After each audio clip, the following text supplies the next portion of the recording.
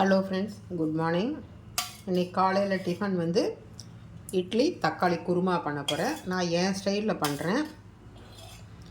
உங்களுக்கு பிடிச்சிருந்தா இந்த மாதிரி செய்யுங்க.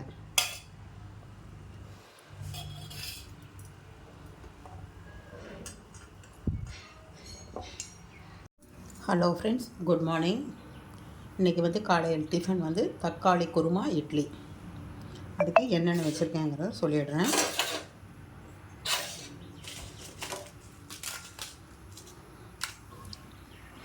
தக்காளி 2 தக்காளி போட்டிருக்கேன்.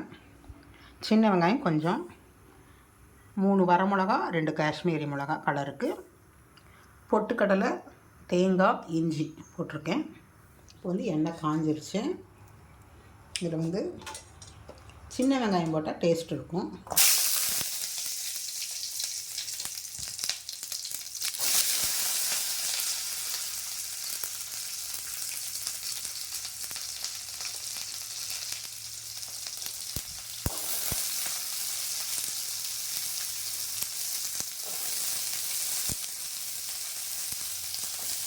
நல்லா வதக்குங்க.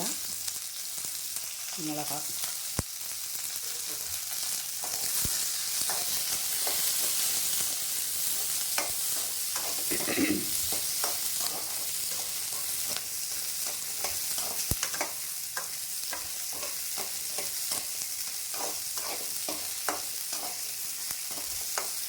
நான் பூண்டு சோம்பெல்லாம் போடாமல் செய்கிறேன். உங்களுக்கு வேணும்னா போட்டுக்கோங்க. வெங்காயம் வதங்கிச்சு. இது தக்காளியும் போட்டுக்கலாம்.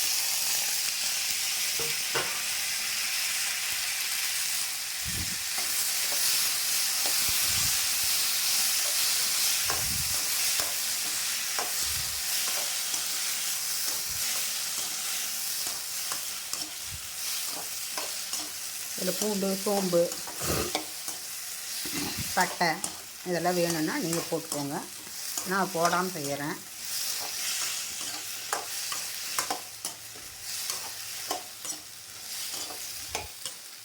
நல்லா வதங்கணும். குருமா கரைக்க போகிறேன். பொட்டுக்கடலை, தேங்காய், இஞ்சி, வரமிளகா அரைச்சிட்டேன். 1-2 அரைச்சிருக்கேன். தக்காளி வெங்காயம் வதக்கினது அதையும் இதில் போட்டேன். உப்பு,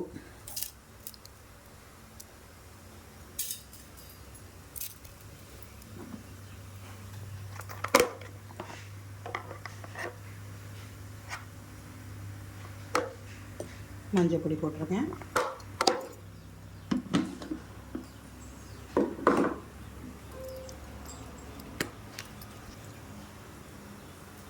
பெருங்காயம். அவ்வளோதான், அரைச்சிட்டு வந்துடுறேன். இப்போ வந்து குருமா பண்ண போகிறேன். கொஞ்சமாக எண்ணெய் ஊற்றிக்கிறேன்.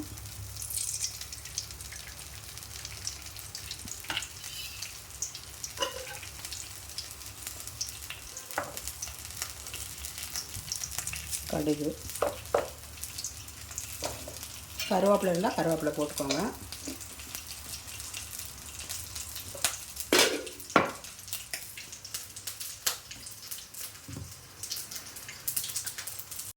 தக்காளி குருமா கரைச்சது வந்து இதில் போட்டுடலாம்.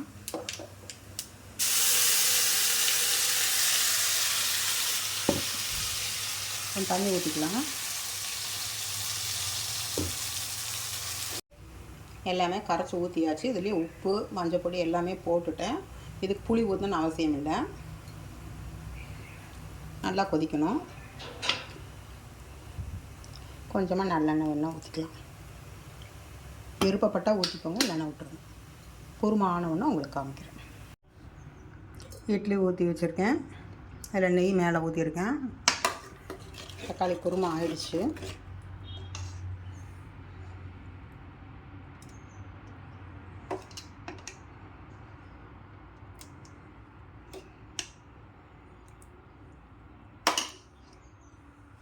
அவ்வளோதான் இன்றைய காலை டிஃபன்.